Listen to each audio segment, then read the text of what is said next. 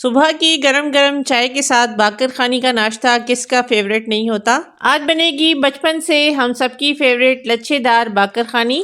बिना ओवन बिना puff pastry घर में बेकरी जैसी बाकर खानी कैसे बनती है, चलिए देखते हैं। बिस्मिल्लाहिर्रहमानिर्रहीम। अस्सलाम वालेकुम, मैं हूँ इरम। कुकिंग बाइट्स में आपको वेलकम करती हूँ। बाकर खानी बनाने के लिए सबसे पहले पैन में शामिल करेंगे 1 कप घी डालकर इसको गर्म करेंगे। मेल्ट होने के बाद घी को आपने इतना गर्म करना है कि इसमें से धुआं निकलना शुरू हो जाए। जब इस तरह से घी तेज गर्म हो जाए तो फ्लेम को ऑफ करेंगे। दूसरी तरफ एक बाउल में ठंडा पानी और कुछ बर्फ के बड़े बड़े पीसेस पहले से रेडी करके रखेंगे। अब फ्लेम से उतार कर डायरेक्ट गरम गरम घी को बर्फ वाले पानी में डालेंगे। दोबारा से इसको मिक्स करेंगे। घी को आपने इतना मिक्स करना है कि जमना शुरू हो जाए। घी को मिक्स करके बर्फ वाले पानी में रखेंगे। घी को बर्फ वाले पानी में आपने इतनी देर छोड़ना है कि बर्फ के ये जो बड़े बड़े पीसेस आपको नजर आ रहे हैं अच्छी तरह से मेल्ट हो जाएं। कुछ ही देर में बर्फ जो घी के अंदर थी अच्छी तरह से मेल्ट हो चुकी है। घी को हाथ से इस तरह से इकट्ठा करेंगे, दबाकर इसका सारा पानी ड्रेन करेंगे। घी के अंदर से खूब अच्छी तरह से पानी आपने निचोड़ कर निकालना है। जितना अच्छा पानी इसमें से निकलेगा उतनी खस्ता बाकर खानी तैयार होगी। बाकर खानी के लिए घी रेडी करने के बाद करेंगे साइड पे, चलेंगे नेक्स्ट स्टेप की तरफ।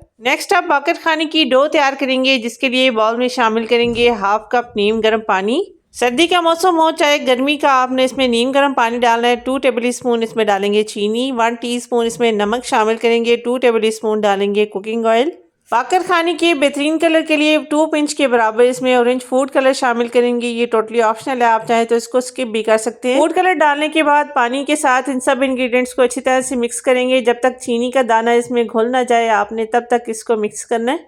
जब सारे इंग्रेडिएंट्स पानी में मिक्स हो जाएं तो स्ट्रेनर रखकर डालेंगे 2 कप मैदा। बाकर खाने के इस लिक्विड मिक्सचर में आपने मैदे को इस तरह से छानते हुए शामिल करना है। सिर्फ 2 कप मैदे से 8 बड़े साइज की बेकरी जैसी बाकर खानी बनेगी इंशाल्लाह ताला। मैदा डालने के बाद स्पैचुला से इस बाकर खानी के मिक्सचर को पहले फोल्ड करेंगे। बाकर खाने के लिए हमें एक नरम और स्मूथ सी डो चाहिए। जैसे हम पराठों के लिए एक सॉफ्ट और स्मूथ सी डो तैयार करते हैं, इसी तरह की डो हमें बाकर खाने के लिए भी बनानी है। बाकर खाने की डो को हाथ से मिक्स करने के बाद ये डो मुझे थोड़ी सी ड्राई लग रही है। थोड़ा थोड़ा नीम गर्म पानी इसमें और शामिल करते हुए इसको अच्छी तरह से नीट करेंगे। 3 से 4 मिनट तक बाकर खाने की डो को आपने नीट करना है ताकि ये बहुत ज़्यादा स्मूथ और सॉफ्ट हो जाए। यहाँ पर बाकर खाने की डो को नीट करते हुए 1 से 2 मिनट हो चुके हैं। बाकर खाने की डो रेडी करने के बाद ऑयल लगाकर इसको ग्रीस करेंगे। कवर करके डो को 15 मिनट का रेस्ट देंगे। 15 मिनट के लिए डो को आपने फ्रिज में रखना है। जब बाकर खाने की डो अच्छी तरह से सेट हो जाए तो काउंटर टॉप पर अच्छी सी मैदे की डस्टिंग करने के बाद बाकर खाने के इस पेड़े को बेलेंगे।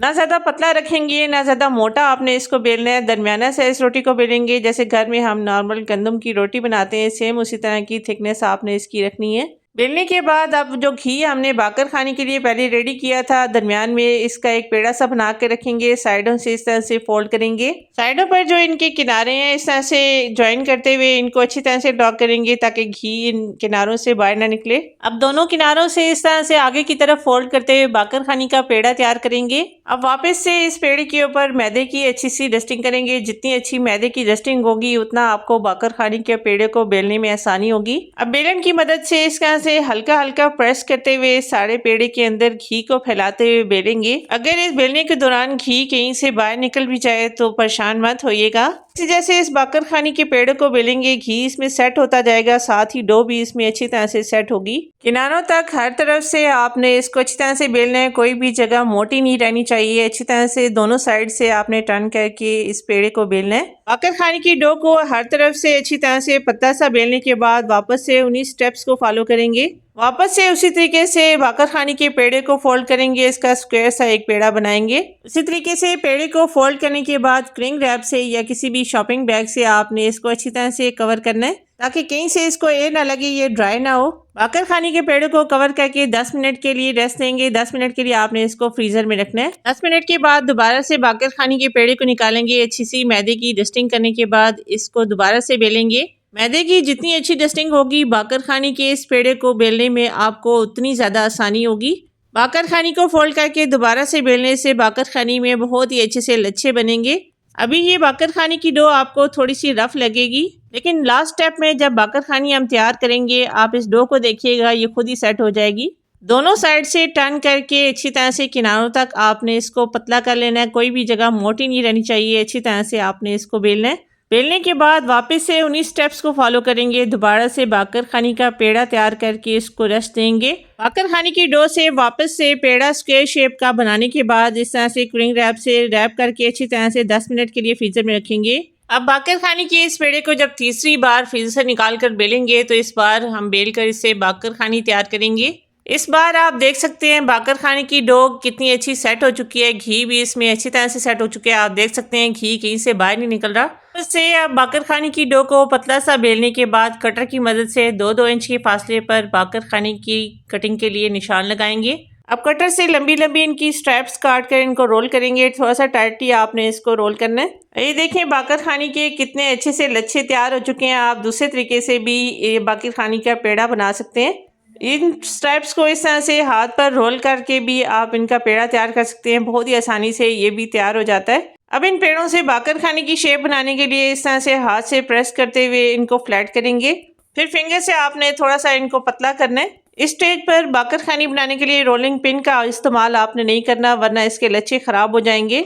बेकरी से जो बाकर खानी मिलती है सफ़ेद तिल और चीनी इसके ऊपर लगी होती है। सफ़ेद तिल और चीनी को बाकर खानी के ऊपर अप्लाई करेंगे, जिससे दिखने में और भी ज़्यादा ये खूबसूरत लगेंगी। बाकर खानी को बेक करने के लिए ट्रे को पहले ग्रीस करेंगे, फिर मैदे की डस्टिंग करके हर तरफ मैदे को अच्छी तरह से फैलाएंगे। एक्स्ट्रा मैदे को ट्रे से निकालकर बेकिंग ट्रे को रेडी करेंगे। इस तरह से थोड़े थोड़े फासले पर आपने बाकर खानी ट्रे में सेट करनी है। बाकर खानी बेक करने के लिए तवा यहाँ पर गर्म हो चुका है। तवे को अच्छी तरह से गर्म करने के बाद फ्लेम को स्लो करेंगे। बेकिंग ट्रे इस तरह से इसके ऊपर सेट करेंगे। बेकिंग ट्रे को किसी भी बड़े बर्तन या पतीले से इस तरह से आपने कवर करना है। बस हीट इसमें से ना निकले इस बात का आपने ख्याल रखना है। 45 मिनट्स के लिए बाकर खानी को बेक करेंगे। बाकर खानी को इस तरह से आप पतीले में भी बेक कर सकते हैं। पतीले को ओवन की तरह 15 मिनट पहले आपने प्री हीट करना है। बेकिंग ट्रे को हाइट देने के लिए कोई भी स्टील का बर्तन या स्टैंड रखने के बाद बेकिंग ट्रे इसके ऊपर इस तरह से सेट करेंगे। पतीले में ओवन जैसी बेकिंग के लिए आपने पतली स्किन वाला पतीला यूज करना है। फ्लेम को स्लो रखेंगे। दम वाले फ्लेम पर 45 मिनट्स के लिए बाकर खानी को बेक करेंगे। और ये देखें बहुत ही कम टाइम में बहुत ही टेस्टी मज़ेदार, बेकरी से कई गुना बेहतर, बहुत ज़्यादा खस्ता मज़ेदार बाकर खानी। बचपन से सुबह की गर्मा गर्म चाय के साथ क्रिस्पी मज़ेदार बाकर खानी का नाश्ता मुझे पर्सनली बहुत ज़्यादा पसंद है। यकीन करें एक बार आपने ये बाकर खानी ट्राई कर ली तो बाजार की बाकर खानी आपको फीकी लगेगी। अगर बाकर खानी और चाय का नाश्ता आपका भी फेवरेट है तो कमेंट बॉक्स में ज़रूर लिखिएगा। आप भी ट्राई ज़रूर कीजिएगा। कमेंट करके मुझे बताइएगा कि आपसे ये बाकर खानी कैसी बनी। यहाँ पर अपने व्यूअर्स अपनी प्यारी बहनों से रिक्वेस्ट करूंगी, रेसिपी ज़रा सी भी अच्छी लगे तो लाइक ज़रूर कीजिएगा। चैनल पर नए हैं तो सब्सक्राइब कर लीजिए। जज़ाकल्लाह। तो मिलते हैं अगली वीडियो में एक और नई अमेजिंग रेसिपी के साथ। तब तक के लिए अल्लाह हाफिज।